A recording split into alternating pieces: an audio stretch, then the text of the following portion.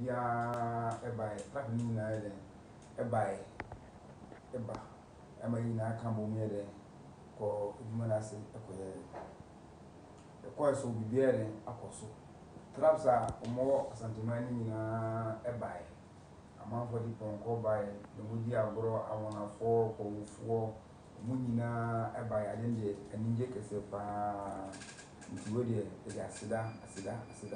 mayiwura si manu kwatenten ma afibia eba bia entimi de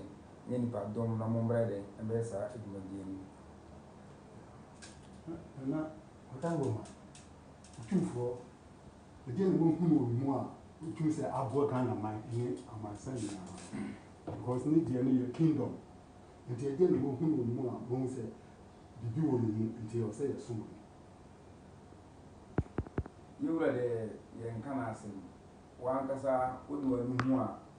ade a ewu fie a ekata efie enyuna woni nse eduakese wonu ma nse nyunu ase yewura eduakese a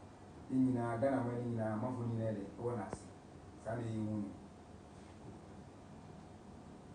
ente ni kwakra mu ede no pesa o ka che Ghana man nya santiman se be di yewura chi be sumu no sumpam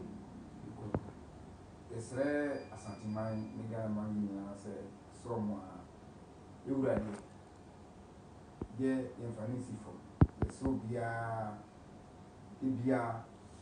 se sumu nyene yintuja no ma ewiase a mo ntenten mu se ampa nyame ayi yewura de e de ama Ghana man nya santiman enka bom ne sumu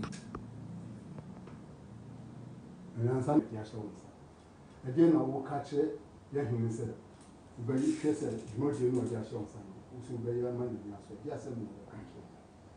se de eda ya ma se sisia no uko se be zongwa sisia zongo